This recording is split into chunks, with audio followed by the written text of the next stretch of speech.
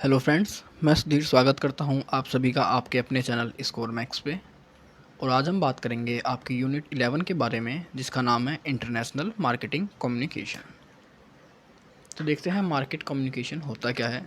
तो market communication is a fundamental and complex part of companies marketing effort. जब आप marketing करते हैं, उसके लिए आप जो भी एफर्ट करते हैं, क्योंकि मार्केटिंग का मतलब ही है कि हमें अपने प्रोडक्ट को किस तरह कस्टमर के पास तक पहुंचाना है, या ऐसा क्या करें कि कस्टमर उस प्रोडक्ट को परचेज़ करें। तो उसके बीच में हम जो भी एफ़र्ट लगाते हैं, जिन वेज़ का यूज़ करते हैं कि जिससे हम अपने आइडियाज़ को, अपनी स्ट्रेटजीज़ को, अपने प्रोडक्ट के फीचर्स को कस्टमर्स तक पहुंचा सकें, उन सभी को हम इसके अंदर इंक्लूड करते हैं। तो marketing communication includes advertising, direct marketing, branding, packing, your online presence, printed materials, public relations activities, sales presentations, sponsorships, trades, so appearance and mores. तो आपने देखा कि मार्केटिंग कम्युनिकेशंस के अंदर आपके सारे पार्ट आ जाते हैं जो आपकी मार्केटिंग के अंदर आया करते हैं, चाहे वो आपकी एडवर्टाइजिंग हो, मार्केटिंग हो, ब्रांडिंग हो, पैकेजिंग हो। क्योंकि जब आप इन्हें करते हैं तो आपका मेन ऑब्जेक्टिव, मेन फोकस यही होता है कि पब्लिक, कस्टमर उस चीज़ को किस तरह देखेंगे, उन्हें वो चीज़ें किस तरह समझ में आएंगी, किस तरह उन्हें हम उस चीज़ों से अट्रैक्ट करेंगे। तो आप इमेज में देख सकते हैं कि मार्केटिंग में आपकी जैसे स्ट्रेटजीज़ होती है, एडवर्टाइजिंग होती है, ब्रांडिंग होती है, पब्लिक रिलेशंस होते हैं, सोशल मीडिया होती हैं। लेकिन हम जब इनका यूज़ कस्टमर्स को अपनी तरफ अट्रैक्ट करने के लिए करते हैं, अपने प्रोडक्ट को सेल्स करने के लिए करते हैं, तो ये बन जाती है हमारी मार्केटिंग कम्युनिकेशन। हम देखते हैं कि मार्केटिंग कम्युनिकेशंस होती किस तरह है। तो सबसे पहले हमारा जो सेंडर होता है, वो अपने जो डाटा या जो अपने प्रोडक्ट के फीचर्स हैं, उसको कस्टमर तक पहुंचाना है।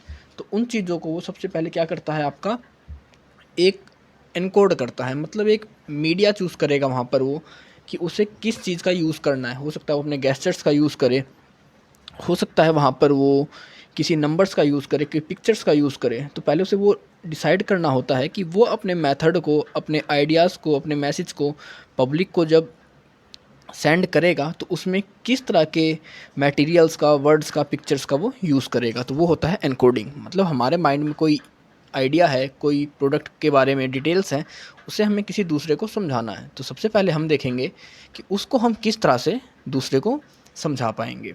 मतलब किस किस चीज़ की हम हेल्प लेंगे, ऑडियो लेंगे, वीडियो लेंगे, पिक्चर्स लेंगे, इमेज लेंगे।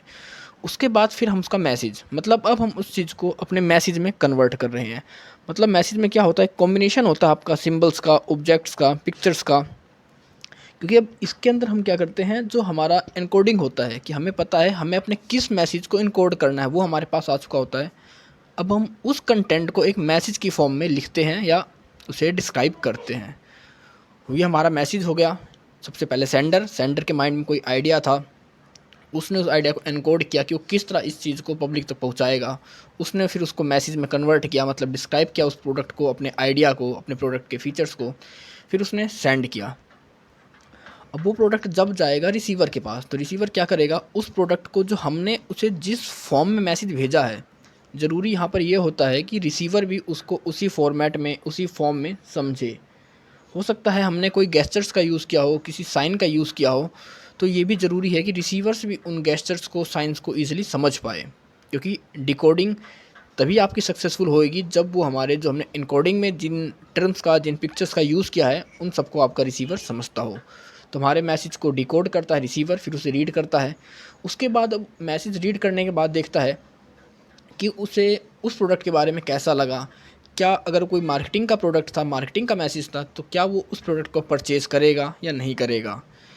उसकी उस प्रोडक्ट के बारे में क्या फ़ीडबैक है। तो उन सब को फिर वो रिवर्स करके सेंडर को वापस एक फ़ीडबैक भेजता है या एक अपना रिस्पॉन्स देता है। तो हो सकता है रिस्पॉन्स में वो उस प्रोडक्ट के बारे में और इन्फॉर्मेशन मांगे, या उस प्रोडक्ट को वो परचेज़ कर ले, या उस प्रोडक्ट को वो फिज़िकली देखना चाहे। तो ये होती है हमारी कम्युनिकेशन प्रोसेस। ये पूरी चेन एक दूसरे से कनेक्टेड होती है, और उसके बीच में एक इम्पोर्टेंट पार्ट होता है आपका नॉइज़ का। कि जब आप एनकोडिंग करते हैं, डिकोडिंग करते हैं, या मैसेज मीडिया का सिलेक्शन करते हैं, तो वहाँ पर नॉइज़ होते हैं। मतलब कह सकते हैं ऐसे कुछ मीडिएटर्स आ जाते हैं हमारे बीच में, जो हमारे मैसेज को सक्सेसफुली दूसरे पर्सन तक पहुँचने नहीं देते। तो ये होता है इसमें। तो नॉइस में आप कुछ भी ले सकते हैं जो कि आपके कम्युनिकेशन में एक बैरियर का काम करता है। ऐसा कोई भी थिंग, ऐसी कोई प्रोडक्ट या ऐसा कोई भी कह सकते हैं इंटरफेयर किसी का भी जो आपके मैसेज को प्रॉपर एक दूसरे तक पहुंचने ना दे या आपके कम्युनिकेशन में प्रॉब्लम्स क्रिएट करें। तो आपने इसका प्रोसेस देख लिया कि एग्ज़ाम में कई बार आपका प्रोसेस बनाने को आ जाता है कि कम्युनिकेशन प्रोसेस क्या होता है। तो सबसे पहले आपका सेंडर है, फिर एनकोडिंग है, मैसेज, डिकोडिंग, रिसीवर, उसके बाद रिस्पॉन्स में वो फीडबैक, और वो फीडबैक किसको देगा? आपके सेंडर को। और इस पूरे प्रोसेस को जो इफ़ेक्ट करता है नेगेटिव वे में वो होता है आपका नॉइज़। तो ये होती है आपकी कम्युनिकेशन प्रोसेस। अब देखते हैं स्टेप्स इन कम्युनिकेशन प्रोसेस। तो जब हम किसी को कम्युनिकेशंस के थ्रू उनसे हम चाहते हैं कि वो हमारे प्रोडक्ट को परचेज़ करें, हमें किसी कम्युनिकेट करना है किसी से, तो हम किससे अपने प्रोडक्ट के बारे में कम्युनिकेट करें या किस तरह कम्युनिकेशन को स्टार्ट करें, तो उसके कुछ स्टेप्स होते हैं। तो हम पहले वो देखते हैं। सबसे पहला, आइडेंटिफाइंग द टारगेट ऑडियंस। अब हमारा हो सकता है हम जो अपना प्रोडक्ट मार्केट में सेल करना चाह रहे हों, वो किसी एक स्पेसिफिक ऑडियंस को हमने फोकस लेकर प्रोडक्ट को डिज़ाइन किया हो सकता है वो स्टूडेंट्स के लिए डिज़ाइन किया गया प्रोडक्ट हो सकता है वो आपके एलाइट ग्रुप के लिए डिज़ाइन किया ग्रुप आपका जो प्रोडक्ट हो, या फिर एज्ड पर्सनस के लिए। तो सबसे पहले हमें ये पता होना चाहिए कि हमें किस ग्रुप से, किस तरह के ऑडियंस से कम्युनिकेट करना है, कम्युनिकेशन करना है। क्योंकि हमारा प्रोडक्ट जिस तरह की ऑडियंस के लिए बनाया गया है, हमें उन्हीं को कम्युनिकेट करना होगा। क्योंकि अगर हम उससे बियॉन्ड जाकर किसी से कम्युनिकेशन इस्टेब्लिश करते हैं तो उसका वहाँ पर कोई हमारी मार्केटिंग में बेनिफिट नहीं होगा। तो सबसे पहले हमें देखना होता है कि हमारे जो टारगेट ऑडियंस क्या है। उनको हम एज बेस पे भी टारगेट कर सकते हैं, उनके सेक्स के ऊपर हम उन्हें टारगेट कर सकते हैं, इनकम के ऊपर, एजुकेशन के ऊपर, या ऑक्यूपेशंस या लाइफ स्टाइल्स। और फिर दूसरा होता है डिटरमाइनिंग द रिस्पॉन्स ऑफ। मतलब अब हम जब उनसे कम्युनिकेशन स्टार्ट करेंगे, उनसे अपने प्रोडक्ट के बारे में बताना शुरू करेंगे, फीचर्स बताएंगे, तो हमें किस तरह पता लगेगा कि वो हमारे प्रोडक्ट में इंटरेस्ट ले रहे हैं। मतलब उनके हम जो रिस्पॉन्स रहेगा, जो उनका फीडबैक रहेगा, किस तरह पता लगे। क्योंकि अगर आपका रिसीवर है वो आपको सुनने में इंटरेस्टेड नहीं है, तो वहाँ पर आपके कम्युनिकेशन का कोई बेनिफिट नहीं होता। तो हमें वहाँ पर देखना होगा कि वो हमारा ऐसा कौन सा रिस्पॉन्स हो हमारे कस्टमर का या रिसीवर का, जिससे हमें पता चले कि वो हमारे साथ कम्युनिकेशंस में इंटरेस्टेड है। तो इसमें हम देखते हैं कि या तो वो आपके प्रोडक्ट को फिजिकली देखना चाहे, आपके प्रोडक्ट के बारे में और इन्फॉर्मेशन मांगे, या उसे एट ए टाइम वो परचेज़ कर ले। तो ये कुछ रिस्पॉन्स होते हैं जो हमें सेलेक्ट मतलब डिटरमाइन करने होते हैं अपनी कम्युनिकेशन प्रोसेस में, कि जिससे हमें पता चल सके कि जो हमारा कम्युनिकेशन प्रोसेस है वो सही डायरेक्शन में जा रहा है। अब नेक्स्ट होता है चूजिंग द मैसेज। अब देखते हैं कि हमारा जो प्रोडक्ट है, हमारा जो आइडिया है, फ़िलॉसफ़ी है, जो हमारा मैसेज है, उसको हम कस्टमर तक किस वे में पहुंचाएंगे। हम पिक्चर्स का यूज़ करेंगे, हम किसी डेमो का यूज़ करेंगे, हम अपने प्रोडक्ट को फिजिकली दिखाएंगे, या मैसेज कंटेंट दिखाएंगे, मैसेज फॉर्मेट दिखाएंगे। मतलब ऐसा कोई मीडियम जो हम मैसेज में यूज़ करते हैं, हो सकता है हमने कोई रिटन इमेज दिखाई हो, कोई फ़ोटोग्राफ दिखाया हो, अपने प्रोडक्ट का एक डेमो दिखाया हो। तो ऐसा कुछ भी कर सकते हैं कि जिससे हम अपने प्रोडक्ट के बारे में उन्हें बता सकें या अपने कंटेंट के बारे में बता सकें, हमारा मैसेज सोर्स क्या है। तो इसमें हम ये सब कुछ डिसाइड करते हैं कि किस तरह हम अपने प्रोडक्ट के इन्फॉर्मेशंस को, डाटा को, मैसेज को जो डिलीवर करना चाहते हैं हम कस्टमर को या रिसीवर को, उसको किस तरह, किन चीज़ों का यूज़ कर कर उस मैसेज को हम डिलीवर करेंगे। नेक्स्ट होता है सेलेक्टिंग सोर्स एट्रीब्यूट्स। तो अब हम जो अपना कम्युनिकेशन एस्टेब्लिश कर रहे हैं, अपने मैसेज को डिलीवर कर रहे हैं, तो मैसेज को डिलीवर करने के लिए हम किस मीडियम का यूज़ करेंगे। हो सकता है हम टेलीविज़न मीडियम का यूज़ कर रहे हैं, न्यूज़पेपर का यूज़ कर रहे हैं, या आप पोस्टर्स लगवा रहे हैं, पर्सनल सेलिंग कर रहे हैं, या एडवर्टाइजमेंट कर रहे हैं, या आप इलेक्ट्रॉनिक मीडिया के थ्रू अपना कह सकते हैं सोशल साइट्स के थ्रू एडवर्टाइजमेंट कर रहे हैं, या उनके उसके थ्रू आप अपना कम्युनिकेशन इस्टेब्लिश कर रहे हैं। तो हमें ये देखना होता है कि किस सोर्स का यूज़ करेंगे हम अपने कम्युनिकेशन प्रोसेस के अंदर। और जो लास्ट स्टेप होता है आपका होता है फीडबैक। क्योंकि बिना फीडबैक के आपका कम्युनिकेशन किसी भी कह सकते हैं, जब तक आपको फीडबैक ना मिले आपके कस्टमर से, आपके पोटेंशियल कस्टमर से या रिसीवर से, तो तब तक आपका जो मैसेज होता है वो किसी भी लेवल में किसी भी काम का नहीं होता। क्योंकि जब तक आपको फीडबैक नहीं मिलेगा, आपको पता ही नहीं लगेगा कि आपने जो मैसेज उसे डिलीवर करा है उसको वो सूटेबली समझ पाया है, नहीं समझ पाया है, क्या हमारा डाटा, हमारा प्रोडक्ट उसके लिए काम का है, क्या वो हमारे प्रोडक्ट में इंटरेस्टेड है या नहीं है। तो हमें उनसे लेना होता है उनका फीडबैक जो हमने उन्हें बताया है। तो उसको फीडबैक हम लेंगे किस तरह। एग्ज़ाम्पल आप समझ सकते हैं, अगर आप किसी भी फूड आउटलेट पे जाते हैं आज के टाइम पे, तो वो आपको एक सर्विस कार्ड देते हैं, वो आपको फिल करना होता है कि आपको उनकी सर्विस कैसी लगी, आप उनके प्रोडक्ट को क्या रेटिंग देना चाहेंगे, और अगर आप वहाँ पर कोई इम्प्रूवमेंट चाहते हैं तो वो आप उसमें लिख सकते हैं। तो वो एक तरह से फ़ीडबैक का ही तरीका होता है कि उसके थ्रू वो कस्टमर्स का फ़ीडबैक कलेक्ट करते हैं, और जिसके थ्रू वो इन फ्यूचर में उन्हें और अच्छी सर्विस दे सकें, और अगर उनके प्रोडक्ट में कोई कमी है, कोई कह सकते हैं डिफेक्ट है, तो उसको इम्प्रूव कर सकें। तो ये होते हैं आपके कम्युनिकेशन प्रोसेस के स्टेप्स। हम बात करते हैं प्रमोशन मिक्स की, कि जब हम मार्केटिंग करते हैं, कम्युनिकेशन करते हैं, तो उनमें हम किन किन चीज़ों का यूज़ करते हैं अपनी कम्युनिकेशन को इस्टेब्लिश करने के लिए।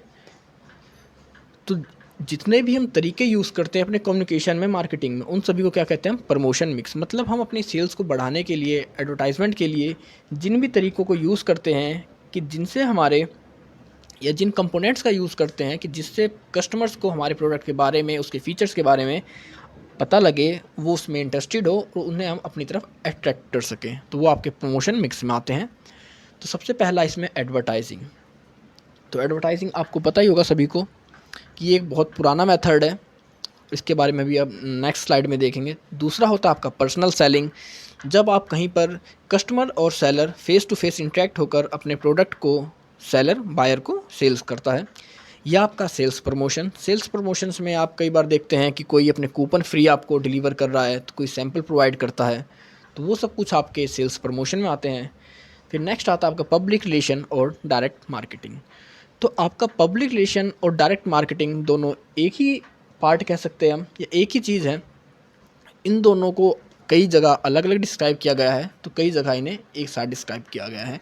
तो कोई आपका प्रोडक्ट परचेज़ करता है और उससे प्रोडक्ट अच्छा लगता है, तो ज़रूरी बात है कि वो उस प्रोडक्ट के बारे में अपने नेबर्स को, अपने फ्रेंड्स को, अपनी सोसाइटी को बताएगा।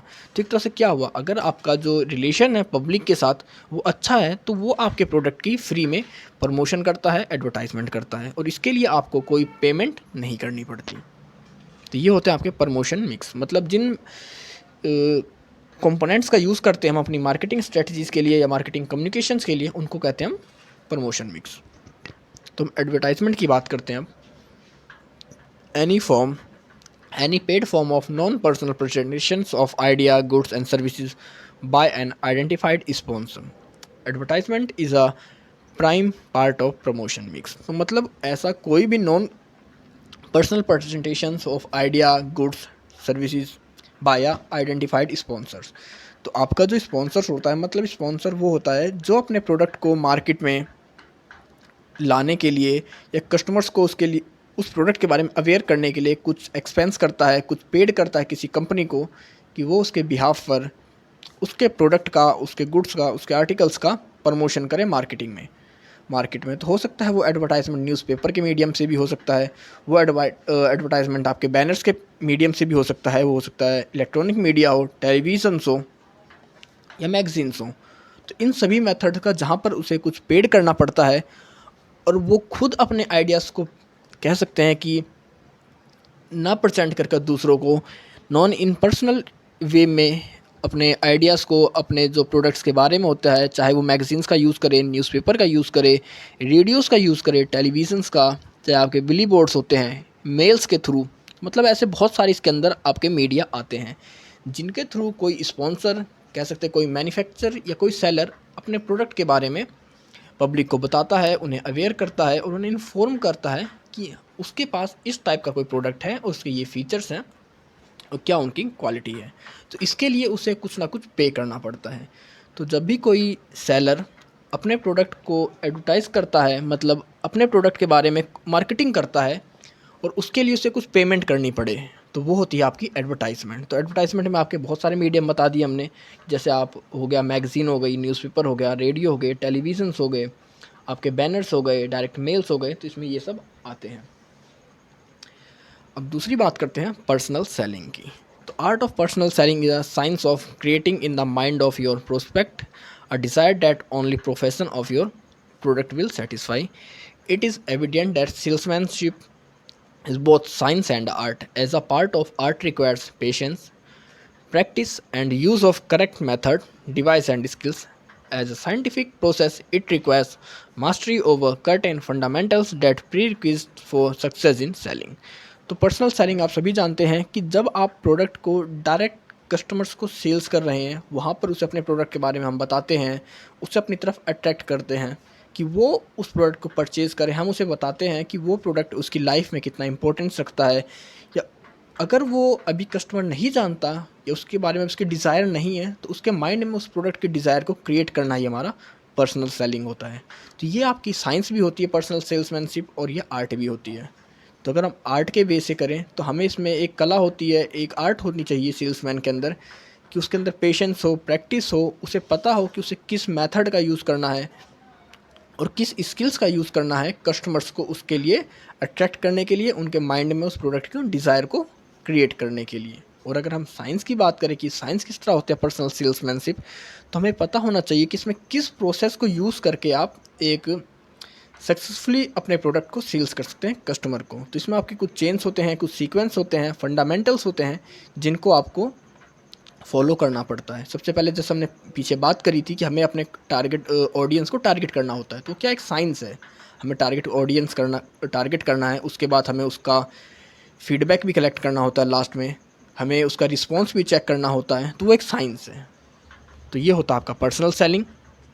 नेक्स्ट होता है सेल्स प्रमोशन। तो इसमें आती है those marketing activities other than personal selling, advertising and publicity that's stimulate consumer purchasing and dealer effectiveness, such as display shows in exhibitions, demonstrations, provide samples and various non recurrent selling effort not in the ordinary routine। तो मतलब इसमें आप कह सकते हैं advertisement और selling को छोड़कर, मतलब आप जहाँ पर अपने प्रोडक्ट को डायरेक्टली कह सकते हैं मार्केटिंग ना कर कर उस प्रोडक्ट को कस्टमर्स को फ्री में प्रोवाइड करवाते हैं। आप देखते हैं कि एग्जीबिशंस में गए हैं तो कोई अपने प्रोडक्ट को फ्री में वहाँ पर फ्री में आप कस्टमर्स को प्रोवाइड कर रहा है कि आप आइए, इस प्रोडक्ट को यूज़ करिए और अपने व्यूज़ दिए, अपना फीडबैक दीजिए। या कोई फूड आउटलेट है तो उसने अपने किसी डिश को इन्वेंट करा है या कोई नई डिश मार्केट में ला रहा है, तो उसके लिए करता है कि आप जाइए वहाँ पर उनके डिश को चेक करिए, खा के देखिए और अपने उस प्रोडक्ट के बारे में अपने रिव्यू दीजिए। या कोई प्रोडक्ट होते हैं कि आप कोई प्रोडक्ट परचेज़ करते हैं तो वो उसके साथ कुछ ना कुछ फ्री दे देते हैं, सैंपल देते हैं, क्योंकि कस्टमर वैसे उस चीज़ को परचेज़ नहीं करेगा, लेकिन जब से फ्री में वो चीज़ मिल रही है तो फिर कस्टमर उस चीज़ को यूज़ भी करेगा, और फिर अगर कस्टमर उससे सेटिस्फाई होगा तो बाद में उसकी डिमांड भी करेगा। तो ये होता है आपका सेल्स प्रमोशन। इसके अंदर हम एडवर्टाइजमेंट, पब्लिसिटी, पर्सनल सेलिंग को छोड़कर जितने भी इसमें काम आते हैं वो सारे आपके सेल्स प्रमोशन में आते हैं। तो इसमें कह सकते हैं आपके जो कॉन्टेस्ट होते हैं, ट्रेड शोज़ होते हैं, डिस्काउंट जो मिलता है वो सब कुछ, या कूपन्स कह लीजिए, या आपके जो स्पेशल ऑफ़र ऑफ गिफ्ट्स होते हैं वो सब आपके इसी के अंदर आते हैं। कि जो कॉन्टेस्ट क्या होता है, कॉन्टेस्ट होता है तो मतलब उसमें एक कस्टमर को अपनी तरफ इंगेज करना है, अट्रैक्ट करना है। जो मिले जीतेगा उसे किसी ना किसी कंपनी का प्रोडक्ट या कोई प्रोडक्ट लॉन्च करना है मार्केट में, तो उसके विनर को वो प्रोडक्ट दे देते हैं, या आपको डिस्काउंट प्रोवाइड करने लग जाते हैं, या ट्रेड फेयर में या ट्रेड शो में अपने प्रोडक्ट की क्वालिटी, अपने प्रोडक्ट के फीचर्स को बता रहे हैं वो, कि हमारा प्रोडक्ट इस फीचर का है, इस क्वालिटी का है, इस प्राइस का है। ये सब कुछ आता है आपका सेल्स प्रमोशन में। अब नेक्स्ट बात करते हैं पब्लिक रिलेशन एंड पब्लिसिटी। तो ये हमने पीछे भी देखा था कि जब आपका प्रोडक्ट कंज्यूमर यूज़ करता है, पब्लिक यूज़ करती है उसे, और अगर उसे वो प्रोडक्ट सेटिस्फाई कर देता है, उसको वो प्रोडक्ट अच्छा लगता है, तो वो उस प्रोडक्ट की बिना आपके पे करे, बिना आपकी पेमेंट के अपने सोसाइटी को, अपने फ्रेंड्स को, अपने कलीग्स को या अपने फैमिली मेम्बर्स को उस प्रोडक्ट को रिकमेंड करता है, क्योंकि उसे पता है कि उसने उस प्रोडक्ट को यूज़ किया है, उसे मैक्सिमम सेटिस्फेक्शन लेवल मिला है, और वो उस प्रोडक्ट की क्वालिटी, क्वांटिटी के बारे में समझ चुका है, उसने देख लिया है कि मार्केट में उससे बेटर प्रोडक्ट अभी अवेलेबल नहीं है। तो अगर आपका पब्लिक के साथ रिलेशंस अच्छे हैं और आपका प्रोडक्ट उनकी नीड को, उनके डिज़ायर्स को कम्प्लीटली फुलफ़िल कर रहा है, तो पब्लिक भी कहीं ना कहीं आपके लिए, आपका जो प्रमोशन का काम होता है, आपकी जो पब्लिसिटी का काम होती है वो करती है, और इसके लिए आपको कोई भी पेमेंट करने की ज़रूरत नहीं होती। और अगर आपका प्रोडक्ट उन्हें सेटिस्फाई कर रहा है, उनके डिज़ायर्स को फुलफ़िल कर रहा है, तो ये आपको एक लॉन्ग टर्म में बेनिफिट देगा। तो ये थे हमारे प्रमोशन मिक्स। अब बात करते हैं इंटरनेशनल मार्केटिंग कम्युनिकेशंस के बारे में थोड़ी बहुत, कि इसमें कौन कौन सी प्रॉब्लम्स आती हैं। तो advertisement, personal sellings, publicity, public relations, promotion and addition है ग्लोबल टारगेट ऑडियंस। तो होता क्या है इंटरनेशनल मार्केटिंग कम्युनिकेशन, कि जब हम अपनी मार्केटिंग कम्युनिकेशन को, अभी तक हम कर रहे थे कि हम एक डोमेस्टिक लेवल पे उस काम को करते थे, लेकिन जब उसी काम को हम एडवर्टाइजमेंट को, पर्सनल सेलिंग्स को, पब्लिसिटी को, पब्लिक रिलेशंस को, प्रमोशंस को एक ग्लोबल लेवल पे करते हैं, मतलब अपनी होम कंट्री को छोड़कर ओवरसीज़ मार्केट के कस्टमर्स को टारगेट कर रहे हैं या ग्लोबल टारगेट कर रहे हैं हम ऑडियंस को, तो उस चीज़ को हम कहते हैं इंटरनेशनल मार्केटिंग कम्युनिकेशन। तो इंटरनेशनल क्या होता है कि जब आप कोई भी काम को इंटरनेशनल लेवल पे करने लग जाते हैं तो वो आपका इंटरनेशनल लेवल का काम हो जाता है। मतलब मार्केटिंग कम्युनिकेशन, आपने डोमेस्टिक मार्केट में कम्युनिकेशन कर रहे हैं तो मार्केट कम्युनिकेशन है, लेकिन आप अभी उसे अपने इंडिया से बाहर ले जाके करते हो तो वो हो जाएगी आपकी इंटरनेशनल मार्केटिंग कम्युनिकेशन। तो इसमें कुछ हमारे प्रॉब्लम्स आते हैं। तो सबसे पहले होता है lack knowledge of media that is suitable to reach audience. तो जब हम दूसरी कंट्री में जाते हैं, ग्लोबल लेवल पे ऑडियंस को टारगेट करते हैं, तो हमें इस चीज़ का नॉलेज नहीं होता कि वहाँ पर हम किस मीडिया का यूज़ करें कि जो वहाँ के ऑडियंस के हिसाब से सूटेबल हो।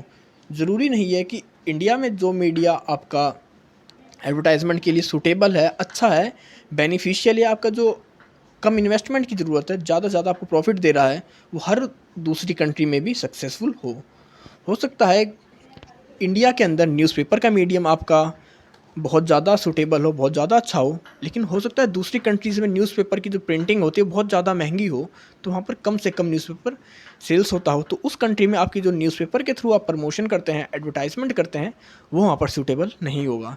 तो हमें यही होता है कि हमें नॉलेज ही नहीं होता कि हम किस मीडिया को यूज़ कर दूसरी कंट्रीज़ में वहाँ के जो टारगेट है, ऑडियंस है, उनको हम टारगेट करें अपने प्रोडक्ट के लिए। अब दूसरा होता है lack knowledge of audience cultural and historical background. अब हमें वहाँ की, जब हमें ऑडियंस का नहीं पता, मतलब कि हमें उनका मीडियम नहीं पता, मीडिया नहीं पता अपने एडवर्टाइजमेंट का, तो हमें उन ऑडियंस के बारे में भी पता नहीं होता कि वहाँ पर उनके क्या कल्चर हैं, क्या एथिक्स हैं, क्या मोरल्स हैं और क्या हिस्ट्री बैकग्राउंड्स हैं। मतलब वो पहले किस प्रोडक्ट को यूज़ करते आए हैं और उन्होंने किस तरह के प्रोडक्ट को अपनी प्रेफरेंस बढ़ाई है या किस किस प्रोडक्ट को वो एक्सेप्ट करते आए हैं। क्योंकि जब हमें किसी दूसरी कंट्री के ऑडियंस के बारे में, उसके कल्चर्स के बारे में, उसके बिलीव्स के बारे में, रीजंस के बारे में या उसकी मान्यताओं के बारे में नहीं पता, तो हम उसके लिए एक सूटेबल मार्केटिंग कम्युनिकेशंस को नहीं बना सकते हैं, क्योंकि तभी हम उनसे अच्छे वे में या सूटेबल वे में कम्युनिकेट कर पाएंगे जब हमें उनके कल्चर्स, बैकग्राउंड, हिस्ट्री, हर चीज़ के बारे में पता हो। और नेक्स्ट आपका कल्चर और इकोनॉमिक बैकग्राउंड। अब हमें उनकी इकोनॉमिक का नहीं पता कि वो पर्सन्स किस प्रोडक्ट के लिए कितना एक्सपेंस करते हैं, उनकी इकोनॉमी लेवल कितनी है, उनकी अर्निंग कितनी है। तो ज़रूरी नहीं है कि अगर इंडिया में कोई एक ग्रुप अपने खाने पर एक लेवल तक अपना स्पेंड करता है, तो ज़रूरी नहीं है कि दूसरी कंट्री भी अपने फूड पर या ईटिंग हैबिट्स पर उतना स्पेंड करे। हो सकता है उसकी जो ईटिंग हैबिट हो वो कम हो कंपैरिजन टू हमारी डोमेस्टिक कंट्री, और वो जो अपना मैक्सिमम अमाउंट हो इनकम का वो सेविंग्स में लगाए या इन्वेस्टमेंट में लगाए। तो हमें इन सब चीज़ों का भी नॉलेज नहीं होता। जब तक आपको किसी दूसरी कंट्री के इकोनॉमिक बैकग्राउंड, वहाँ के कल्चर्स, वहाँ के कस्टम्स, वहाँ के ट्रेडिशंस या वहाँ के जो ऑडियंस हैं उनका हिस्टोरिकल बैकग्राउंड नहीं पता होता, तब तक आप उनके साथ कम्युनिकेट नहीं कर सकते सक्सेसफुली। तो ये कुछ प्रॉब्लम्स होते हैं आपके इंटरनेशनल मार्केटिंग कम्युनिकेशंस में। बात करते हैं ऑब्जेक्टिव्स ऑफ इंटरनेशनल कम्युनिकेशंस कि इसका ऑब्जेक्टिव क्या होता है इंटरनेशनल कम्युनिकेशन का। तो सबसे पहला ऑब्जेक्टिव होता है कि इंट्रोडक्शन ऑफ न्यू प्रोडक्ट। जब आप कोई न्यू प्रोडक्ट लॉन्च कर रहे हैं, आपको मार्केट में अपना नया प्रोडक्ट उतारना है, तो वहाँ पर सबसे पहले हमें ये जानना होता है, ये ज़रूरी होता है कि कस्टमर उस प्रोडक्ट के बारे में अवेयर हों, क्योंकि प्रोडक्ट कभी तभी सेल्स होएगा मार्केट में जब कस्टमर्स के माइंड में उसकी इमेज हो, कस्टमर्स उस प्रोडक्ट को जानते हों और वो उसको फिर परचेज़ करने के लिए विलिंगनेस दिखाएं अपनी। तो इसके लिए क्या होगा, आपको एक कम्युनिकेशन करना पड़ता है, अपनी एक मार्केटिंग स्ट्रेटजी बनानी पड़ती है, आपको कस्टमर से इंटरेक्ट करना पड़ता है, चाहे वो किसी भी मीडियम से आप कह सकते हैं इंटरेक्ट करें। हो सकता है आप एडवर्टाइजमेंट का यूज़ करें, आप प्रमोशन का यूज़ करें, पर्सनल सेलिंग का यूज़ करें। तो जब आपको कोई नया प्रोडक्ट लॉन्च करना हो, मार्केट में इंट्रोड्यूस करना हो, तो वहाँ पर हमें इंटरनेशनल कम्युनिकेशंस की नीड होती है। दूसरा होता है inducing potential customers to buy. तो हमें पता होता है कि हमारे कुछ ना कुछ कस्टमर्स जो होते हैं, हमें पता है कि वो हमारे प्रोडक्ट को परचेज़ कर सकते हैं, तो हम वहाँ पर मार्केटिंग करके जो हमारे इंड्यूसिंग पोटेंशियल कस्टमर्स होते हैं, हम उनको अपने कस्टमर्स में कन्वर्ट कर सकते हैं। क्योंकि जब हमें पता रहेगा कि ये कस्टमर्स, इसके अंदर एबिलिटी है हमारे प्रोडक्ट को परचेज़ करने की, या ये किसी नए प्रोडक्ट को ढूंढ रहा है अपने प्रोडक्ट यूज़ के लिए, तो हम उसी स्पेसिफिक कस्टमर्स के ऊपर, स्पेसिफिक कह सकते हैं बायर के ऊपर फोकस करके अपने इंटरनेशनल मार्केटिंग कम्युनिकेशंस के थ्रू उसको हम अपने प्रोडक्ट को सेल्स कर सकते हैं। क्योंकि हमें इसमें पता लग जाता है कि हमारे प्रोडक्ट को कौन परचेज़ कर सकता है, कौन उसका एक्चुअल बायर हो सकता है, तो हम इसके थ्रू हम डायरेक्ट उसी के ऊपर फोकस करते हैं। नेक्स्ट है reminding users about an existing product services. अब आपके जो वहाँ पर यूज़र्स हैं आपके प्रोडक्ट के, आप इंटरनेशनल कम्युनिकेशंस के थ्रू उनसे कनेक्ट रहते हैं, उन्हें डाटा प्रोवाइड करते रहते हैं, रिमाइंड करवाते रहते हैं कि आपके जो एग्जिस्टिंग प्रोडक्ट्स हैं और सर्विसेज मार्केट में अवेलेबल हैं। क्योंकि अगर आपका एडवर्टाइजमेंट ख़त्म हो जाता है, आपकी कोई वहाँ पर पब्लिसिटी नहीं होती है, आपके बारे में कोई बैनर्स, उन्हें डाटा नहीं मिलता है, तो हो सकता है वो कस्टमर्स कुछ टाइम बाद आपके प्रोडक्ट से मूव ऑन कर जाएं दूसरे प्रोडक्ट के ऊपर। तो अपने रिमाइंडिंग या कह सकते हैं आपके जो पुराने कस्टमर्स होते हैं उनको कनेक्ट करने के लिए भी आप इंटरनेशनल कम्युनिकेशंस का यूज़ करते हैं। नेक्स्ट है to create a international brand image. जब आप अपने प्रोडक्ट की इमेज को एक इंटरनेशनल लेवल पे पहुंचाना चाहते हैं, या अपनी जो प्रोडक्ट की इमेज है उसे एक इंटरनेशनल ब्रांड बनाना चाहते हैं, तो वहाँ पर आपको इंटरनेशनल कम्युनिकेशंस को करना पड़ता है। क्योंकि जब आप अपने प्रोडक्ट को ओवरऑल वर्ल्ड में सेल्स करना चाहते हैं, ओवरऑल वर्ल्ड में उसकी एक इमेज बनाना चाहते हैं, तो आपको ग्लोबल लेवल पे कम्युनिकेशंस को इस्टेब्लिश भी करना होगा। नेक्स्ट है to intimate international customers about new uses of a product. International level पे जब आपको कोई प्रोडक्ट यूज़ होता है, तो हर कंट्री में उस प्रोडक्ट के सेगमेंटेशंस अलग अलग होते हैं। हो सकता है कि इंडिया में कोई प्रोडक्ट दूसरे पर्सपेक्टिव से यूज़ हो रहा हो। आप लगा सकते हैं च्यवनप्राश है, इंडिया में उसे हम एनर्जी बूस्टर्स या इम्यूनिटी के लिए यूज़ करते हैं, लेकिन यूएसए की बात करें तो वहाँ पर उसे हम ब्रेड के ऊपर एज अ टोस्ट की तरह यूज़ किया जाता है। तो हर प्रोडक्ट का हर कंट्री में सेगमेंटेशंस अलग होता है। तो हम कम्युनिकेशंस के थ्रू ही उन्हें, कस्टमर्स को अवेयर करवाते हैं कि हमारे प्रोडक्ट के क्या क्या न्यू यूज़ हो सकते हैं, या उसे किस नए सेगमेंटेशंस में यूज़ कर सकते हैं। नेक्स्ट है आपका जो हाईलाइट ब्रांड कैरेक्टर इंटरनेशनली। आपके जो प्रोडक्ट है, आपके जो ब्रांड है, आपका जो गुड्स है, उसके जो करेक्टर्स है उसको इंटरनेशनल लेवल पे हाईलाइट कराने के लिए आप कम्युनिकेशंस करते हैं इंटरनेशनल लेवल पे। नेक्स्ट है dealer support is a local market in different countries. Dealer support is local markets in different countries. तो मतलब जब आप इंटरनेशनल कम्युनिकेशन करेंगे तभी आपको जो वहाँ पर जो डीलर सपोर्ट मिलेगा लोकल मार्केट्स का। क्योंकि अगर आप किसी दूसरी मार्केट में एंटर कर रहे हैं तो आप चाहेंगे कि वहाँ के लोकल्स जो आपके मीडिएटर्स हैं वो आपकी हेल्प करें, और वो तभी आपके साथ बिजनेस में आएंगे जब उन्हें आपके प्रोडक्ट में कुछ ना कुछ बेनिफिट दिखेगा, परचेज दिखेगा। वो सिर्फ तभी होता है जब आप उनके साथ कम्युनिकेशन इस्टेब्लिश करेंगे। नेक्स्ट है increasing retail trade through specific promotions offers. Retail trades को बढ़ाने के लिए हम कम्युनिकेशंस करते हैं, चाहे वो आपको प्रमोशनल एक्टिविटीज़ हो, एडवर्टाइजमेंट हो, या पर्सनल सेलिंग्स हो। नेक्स्ट है to introduce a brand in foreign market. Same आपके फर्स्ट पॉइंट की तरह है, वहाँ पर हम कोई प्रोडक्ट को लॉन्च कर रहे थे, इंट्रोड्यूस कर रहे थे, यहाँ पर हम अपनी किसी ब्रांड को इंट्रोड्यूस कर रहे हैं। नेक्स्ट है to introduce a market in a new international markets. तो किसी भी मार्केटर को न्यू इंटरनेशनल मार्केट में इंट्रोड्यूस करने के लिए भी हम कम्युनिकेशंस का यूज़ करते हैं। तो ये कुछ पॉइंट्स थे जो कि इंटरनेशनल मार्केटिंग कम्युनिकेशंस के ऑब्जेक्टिव्स हैं कि हम क्यों करते हैं इंटरनेशनल मार्केटिंग को। तो इन सभी प्रोडक्ट्स को या इन सभी पॉइंट्स को फुलफ़िल करने के लिए हम इंटरनेशनल लेवल पे कम्युनिकेशंस करते हैं। तो बात करते हैं कि इसके रोल क्या होते हैं, मतलब इसका उद्देश्य क्या है। हमने कर तो लिया, अब इससे हमें बेनिफिट क्या मिलेगा। सबसे है selling of product in international level is difficult comparison to domestic country या डोमेस्टिक मार्केट। क्योंकि आप जो प्रोडक्ट अपनी खुद की कंट्री में सेल्स कर रहे हैं, और जब आप उसी प्रोडक्ट को इंटरनेशनल लेवल पे सेल्स करते हैं, तो वो आपके डोमेस्टिक कंट्री या डोमेस्टिक मार्केट के कंपैरिजन बहुत ज़्यादा हार्ड होता है। क्योंकि इंटरनेशनल लेवल पे आप वहाँ क्लाइमेट से, कस्टमर्स से, उनकी नीड्स से अवेयर नहीं होते, तो वहाँ पर आपको ज़्यादा एफर्ट लगाने पड़ते हैं, ज़्यादा कम्युनिकेशन स्ट्रेटजीज़ को आपको स्ट्रॉन्ग करना पड़ता है, जिसके थ्रू आप अपने प्रोडक्ट के बारे में कस्टमर्स को अवेयर करते हैं। पहला रोल इसका यही होता है कि जब हम इंटरनेशनल लेवल पे अपने प्रोडक्ट को सेल्स करना है, तो वहाँ के कस्टमर्स को अपने प्रोडक्ट के बारे में बताने के लिए, अवेयर करने के लिए हम इसका यूज़ करते हैं। दूसरा है with the help of international marketing communication we know about the marketing system of target country and mould our strategy product and modify our product according needs. अब जो आपका कम्युनिकेशंस होता है इंटरनेशनल लेवल पे मार्केटिंग का, इसकी help से हम समझ पाते हैं दूसरी कंट्रीज़ को, वहाँ के कल्चर्स को, वहाँ के डिमांड को। तो उसके हिसाब से जब हमें उस कंट्री की नॉलेज हो जाती है तो हम अपने प्रोडक्ट को, अपनी स्ट्रेटजीज़ को उस कंट्री के हिसाब से मोल्ड करते हैं, मॉडिफाई करते हैं, जिससे कि हम उस कंट्री की जो टारगेट कंट्री हमारी उसकी नीड्स को फुलफ़िल कर सकें। नेक्स्ट है make effective communication system to promote और advertise product in target market. तो जब आपका कम्युनिकेशन इस्टेब्लिश, जो आपका कम्युनिकेशन सिस्टम है वो इफ़ेक्टिव होगा तो आपको प्रमोट करेगा, और एडवर्टाइजमेंट में आपका जो टारगेट, मतलब जो आपका प्रमोशन करते हैं, एडवर्टाइजमेंट करते हैं आप किसी प्रोडक्ट की टारगेट मार्केटिंग में, तो आपके उस काम को बढ़ाता है या आपको हेल्प करता है आपका इंटरनेशनल कम्युनिकेशन।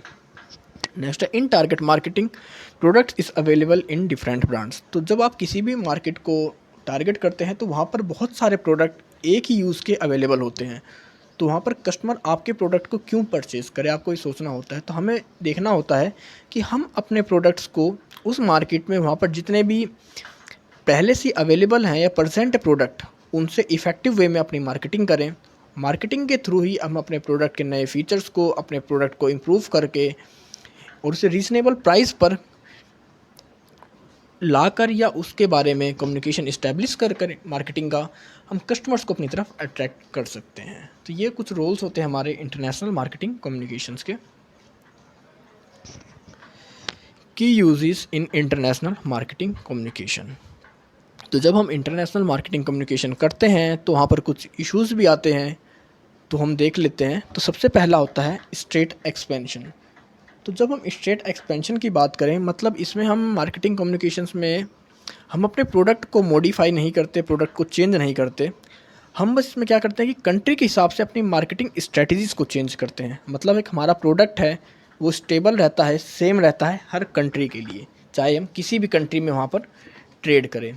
हम अगर चेंजमेंट करते हैं तो सिर्फ अपनी मार्केटिंग पॉलिसी के अंदर। तो इसमें क्या होता है, अब हमारा एक ही प्रोडक्ट है लेकिन हमें सेल्स उसकी अलग अलग कंट्रीज़ में करनी है, डिफरेंट मार्केट्स में करनी है, तो उसके लिए हमें अलग अलग मार्केट में रिसर्च करनी पड़ती है, वहाँ पर कह सकते हैं अलग अलग स्ट्रेटजीज़ बनानी पड़ती हैं।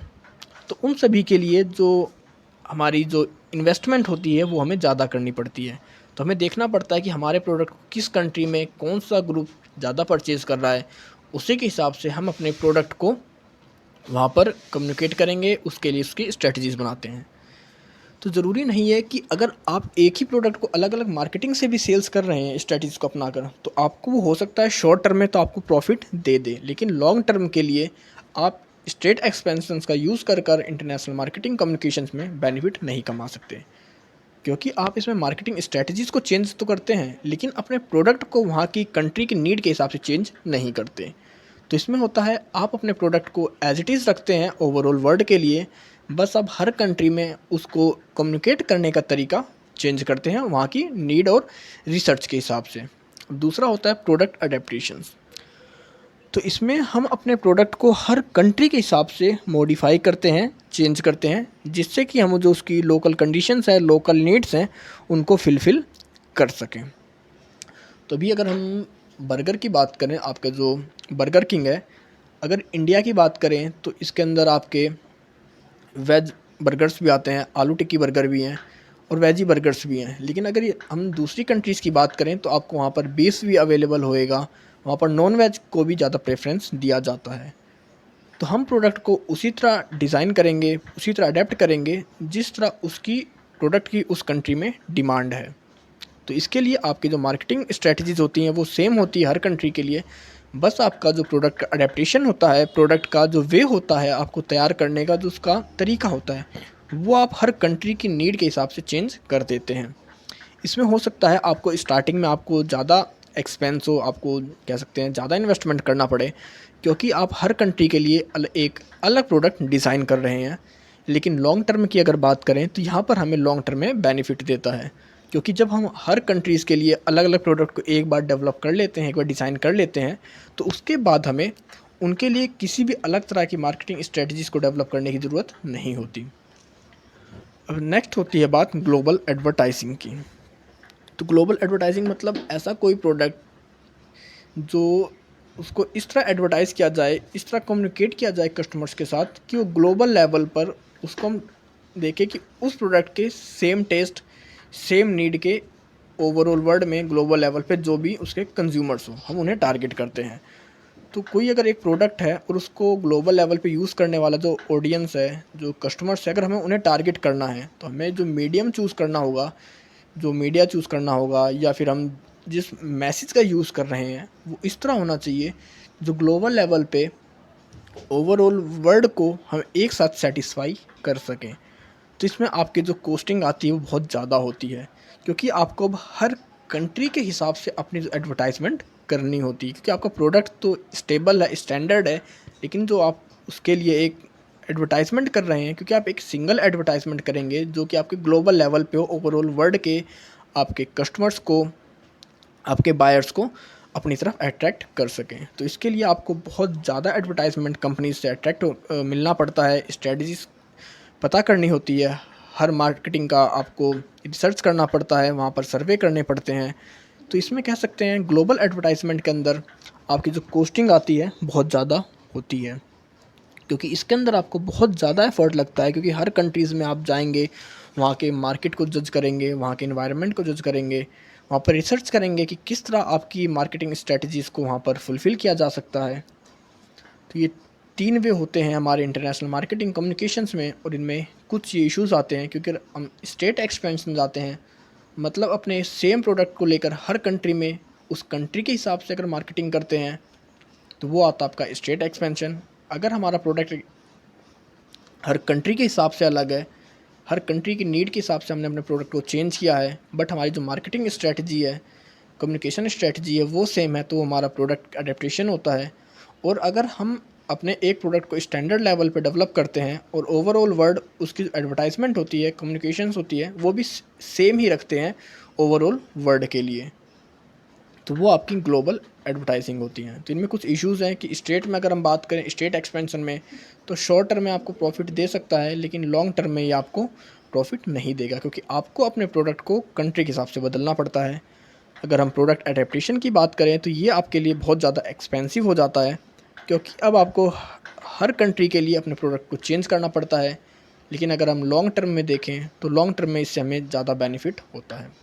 और ग्लोबल एडवर्टाइजमेंट तो कह सकते हैं कि इसमें बहुत ही कम ऐसे ग्लोबल लीडर्स हैं या ग्लोबल मार्केटिंग एजेंसीज़ हैं जो इस काम को इफ़ेक्टिवली कर पाती हैं, क्योंकि इसके लिए आपको ओवरऑल वर्ल्ड के क्लाइमेट को एक साथ कंबाइन करना होता है, उनकी नीड्स को कंबाइन करना होता है, और एक ऐसा एडवर्टाइजमेंट तैयार करना होता है कि जो हर किसी को फुलफ़िल कर सके, अपनी तरफ अट्रैक्ट कर सके। अब बात करते हैं मेजर मार्केटिंग प्रमोशन टूल्स की, कि मार्केटिंग टूल्स मतलब किस तरह आप अपने प्रोडक्ट को प्रमोशन करते हैं, मार्केटिंग करते हैं इंटरनेशनल लेवल पे। तो सबसे पहला आपका सेल्स लिटरेचर। सेल्स लिटरेचर मतलब आप अपने प्रोडक्ट्स के बारे में, जैसे कोई आपकी मैगज़ीन्स पब्लिश होती हैं, तो अगर कोई फर्नीचर की मैगज़ीन्स है तो उस मैगज़ीन्स में फर्नीचर से रिलेटेड जितनी भी इंडस्ट्रीज़ हैं, जितनी भी कंपनीज़ हैं, उन सभी के प्रोडक्ट्स के बारे में उसमें दिया होता है कि किस कंपनी का प्रोडक्ट किस प्राइस पे, किस क्वालिटी और किस फीचर्स के साथ अवेलेबल है। तो वो होते हैं आपके सेल्स लिटरेचर। मतलब एक बुक्स के अंदर, मैगज़ीन्स के अंदर आप अपने प्रोडक्ट्स की क्वालिटी, कॉस्ट, फीचर्स के बारे में सब कुछ पब्लिश कर देते हैं डाटा, और जब कस्टमर्स उसको पढ़ते हैं, उसको देखते हैं, तो वो उसके बारे में अवेयर होते हैं, और फिर वो अगर उन्हें हमारे फीचर्स, हमारे जो प्राइस है, क्वालिटी ये पसंद आती हैं, तो वो उस प्रोडक्ट को परचेज़ करते हैं। तो ये भी एक मेजर टूल्स आपका मार्केटिंग प्रमोशन का, कि जिसके थ्रू हम कस्टमर्स से कम्युनिकेट कर पाते हैं अपने प्रोडक्ट के लिए। नेक्स्ट है आपका ट्रेड फेयर। तो ट्रेड फेयर आपके कई तरह से होते हैं। अगर आप कोई स्पेसिफिक ट्रेड फेयर की बात करें, मतलब अगर साइंस एंड टेक्नोलॉजी की बात करें, तो उस ट्रेड फेयर में जो भी आपके साइंस और टेक्नोलॉजी के जितने भी मशीन्स हैं, आपकी टेक्नोलॉजी हैं, चाहे आपके कोई भी गुड्स हैं, तो वहाँ पर उन सभी का एग्जीबिशन होता है। हर कंपनीज़, हर मैन्युफैक्चर वहाँ पर आते हैं, अपने प्रोडक्ट को शो करते हैं, उनके बारे में बताते हैं कि क्या प्रोडक्ट है उनके, और उन प्रोडक्ट्स के क्या फ़ीचर्स हैं। तो वहाँ पर एक तरह से इंटरनेशनल लेवल पे मैक्सिमम ट्रेड फेयर्स देखे जाते हैं। और इनमें बहुत ज़्यादा आपके जो नंबर्स में आपके मैन्युफैक्चरर्स आते हैं, अपने अपने प्रोडक्ट्स को वहाँ पर दिखाते हैं कि हमारे पास इस तरह का प्रोडक्ट है, उसके क्या फ़ीचर्स हैं और आप उसको किस तरह परचेज़ कर सकते हैं। तो ट्रेड फेयर के मीडियम से भी हम डिफरेंट कंट्रीज़ में ईज़िली वहाँ के ऑडियंस को, वहाँ के कस्टमर्स को टारगेट कर सकते हैं। नेक्स्ट है पब्लिसिटी। तो पब्लिसिटी, अगर आपके प्रोडक्ट को आपके बिना एक्सपेंस के पब्लिक के थ्रू ही कोई प्रमोशन मिलता है, हो सकता है कि कोई एक एजेंसी है जो हर साल टॉप 10 ग्लोबल लीडर्स को पब्लिश करती है, उनके बारे में, उनकी बिजनेस यूनिट्स के बारे में, उनके प्रोडक्ट्स के बारे में, और उसमें अगर आपका प्रोडक्ट आ जाता है, वो देखते हैं, सर्वे करते हैं, और आपका प्रोडक्ट अगर उनके सर्वे के हिसाब से, उनकी रिसर्च के हिसाब से उस क्राइटेरिया में आता है, तो वो आपके बारे में अपनी मैगज़ीन्स में, अपने बैनर्स में, अपनी वेबसाइट पे पब्लिश करेंगे। तो हो सकता है वो आपके बारे में नेगेटिव भी पब्लिश कर सकते हैं और वो आपके बारे में पॉजिटिव भी पब्लिश कर सकते हैं। तो पब्लिसिटी भी आपका एक मेजर मार्केटिंग प्रमोशन टूल्स होता है। मैक्सिमम इसमें सेलिब्रिटीज़ का यूज़ किया जाता है पब्लिसिटी के लिए, क्योंकि अगर कोई सेलिब्रिटी किसी प्रोडक्ट को यूज़ करता है या उसको रेकमेंड करता है, तो कह सकते हैं उसकी जो सेल्स होती है वो बहुत ज़्यादा तेज़ी से बढ़ती है।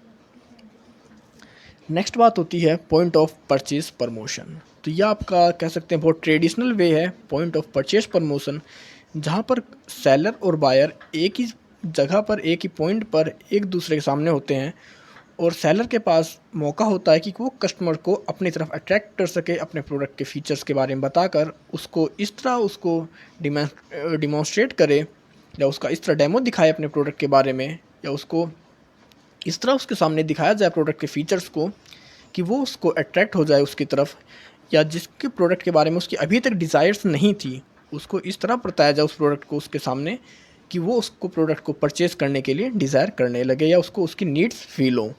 तो ये होता है हमारा पॉइंट ऑफ परचेज़ प्रमोशन। तो यहाँ पर जो मैक्सिमम रिस्पॉन्सिबिलिटी होती है वो आपके सेल्समैन की होती है, क्योंकि अगर सेल्समैन आपका अपने प्रोडक्ट्स को, उसे पता है कि प्रोडक्ट को किस तरह यूज़ करना है, वहाँ पर किस तरह मैसेज डिलीवर करना है, किस आइडिया का यूज़ करना है, और किस सीक्वेंस में उसे कस्टमर से इंटरेक्ट करना है। तो ये होते हैं आपके मार्केटिंग प्रमोशन टूल्स। तो फ्रेंड्स, आपका ये चैप्टर ख़त्म होता है। आई होप इसमें आपको सब कुछ समझ में आ गया होगा कि इंटरनेशनल मार्केटिंग कम्युनिकेशंस क्या होता है, इसमें कौन कौन से मेथड्स होते हैं, प्रमोशन मिक्स क्या होता है, और कौन कौन से मेथड्स हैं या मेजर मार्केटिंग प्रमोशन टूल्स हैं जिनके थ्रू हम अपने प्रोडक्ट को प्रमोट करते हैं इंटरनेशनल लेवल पे। तो अगर आपको इसमें कोई डाउट है, कोई कन्फ्यूज़न है, तो आप हमसे कमेंट सेक्शन में कमेंट करके पूछ सकते हैं। तो मिलते हैं जल्दी एक नई वीडियो के साथ, तब तक take care, goodbye friends.